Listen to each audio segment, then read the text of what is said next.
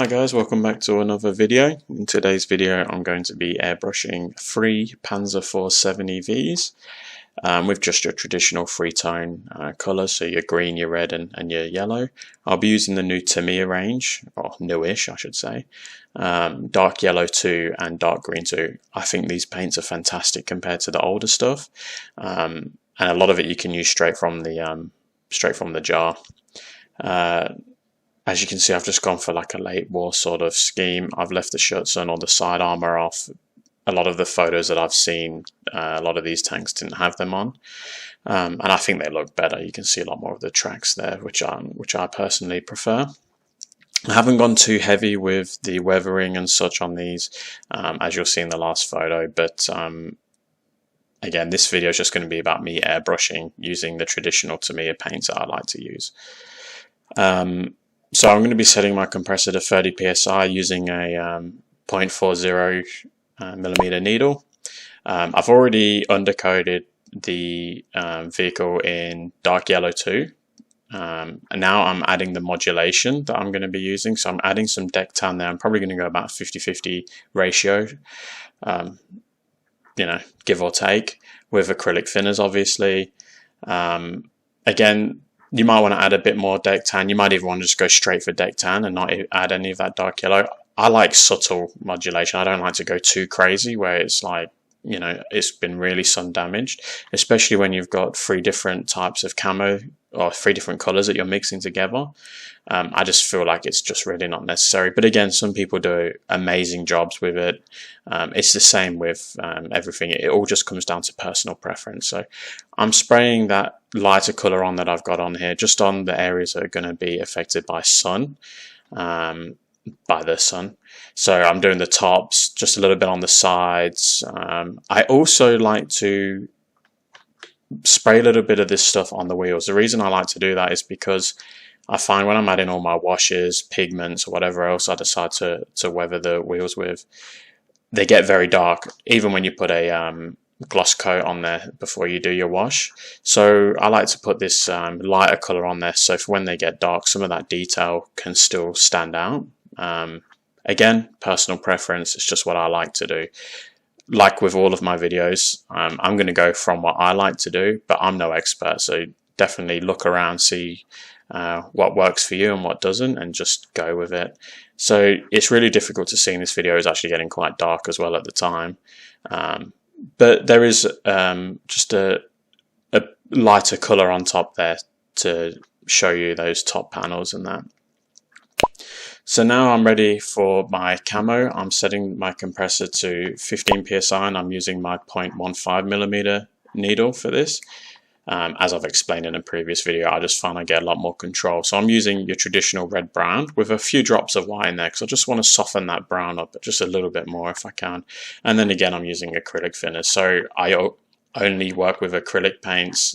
I just put this in there just so if you're new, you understand that you need to use acrylic thinners when you're using acrylic paints. There are some of us that have been painting a while, it's pretty obvious, but I just thought it's best to have it in there. So I've mixed those in. I'll probably test it on my hand because my palette was in the way. Out of the way.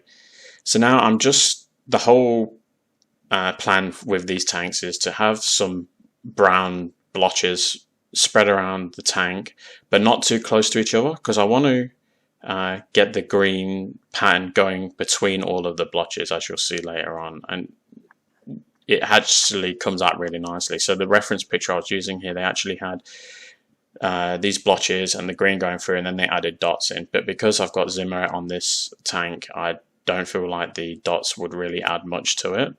So I'm just going to keep it with just the blotches spread around.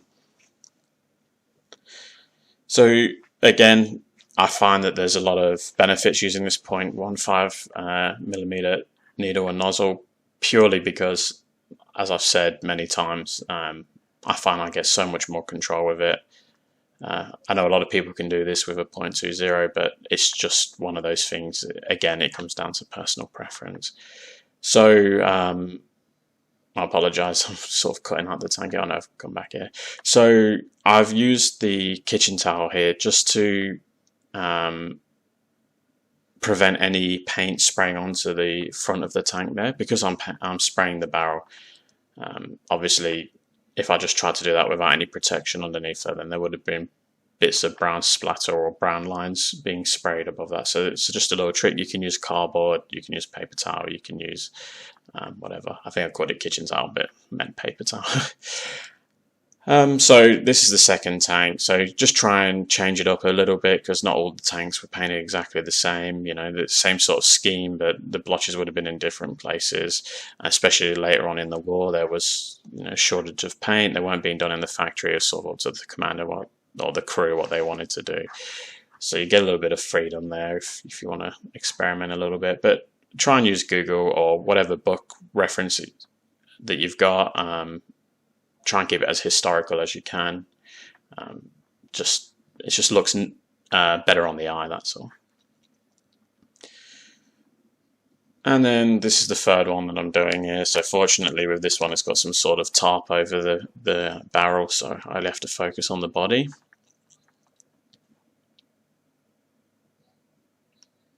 I'll just continue with those random blotches. And again, ensuring that they're not too close to each other, so I can spray that nice green paint between them.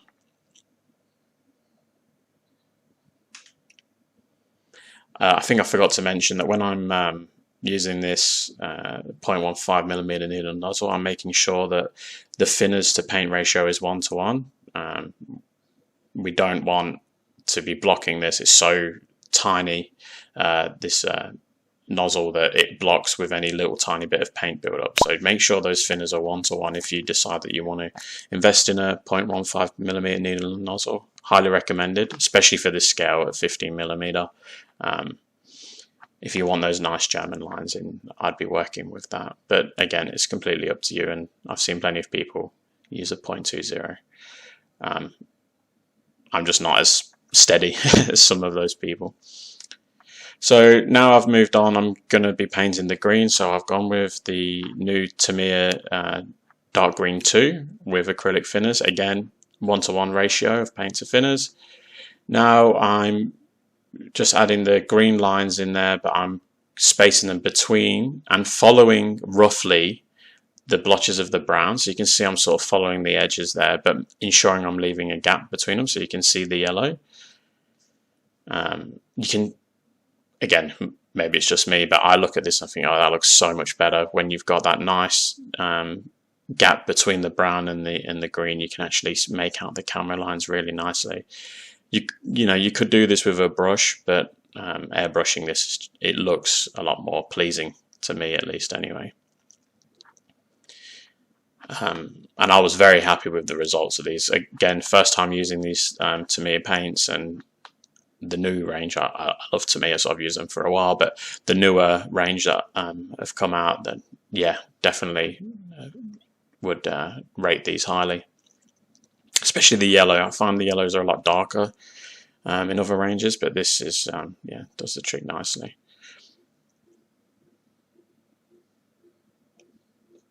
And then yeah, you can see that's the barrel again. So I put the paper towel underneath, spray it, and then when I'm doing the reverse side, then I can remove that paper towel, because I'm going to be spraying towards the table, not the actual vehicle itself.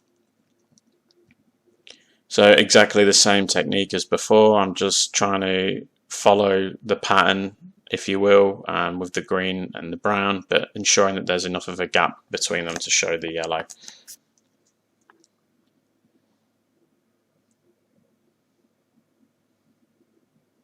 I apologise for the paper towel. I think I do this in my garage, so it's a little bit windy, and but fortunately it's I've got quite a bit of protection there, but the paper towel had a mind of its own.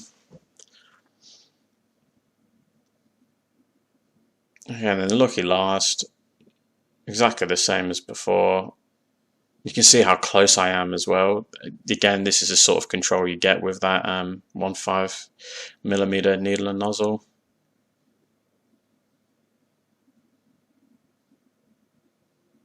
I'll be doing more videos of these as well, so some more tanks and stuff.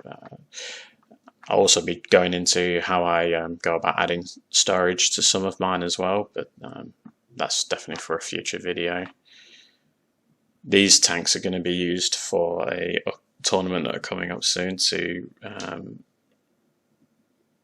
go alongside some Volksgrenadiers to represent the Battle of the Bulge.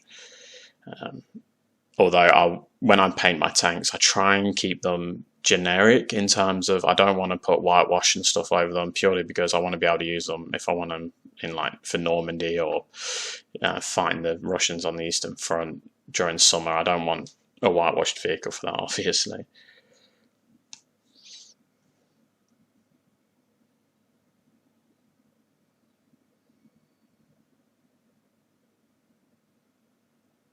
And these are the old Battlefield resin stuff. That's why they've got Zemerit on them. The new ones don't have it, which then I would be adding decals and that. But the ones, because these have got Zemerit on, I just didn't think the decals would do anything for it, so I left the decals off these. And that's it. So that's the last one of the 3 complete. I've slowed the video down now so you can get a better appreciation of how they finished without any washes or anything like that. Oh, that's me just adjusting them. Probably could have cut that out. So yeah, that's the 3 of them there.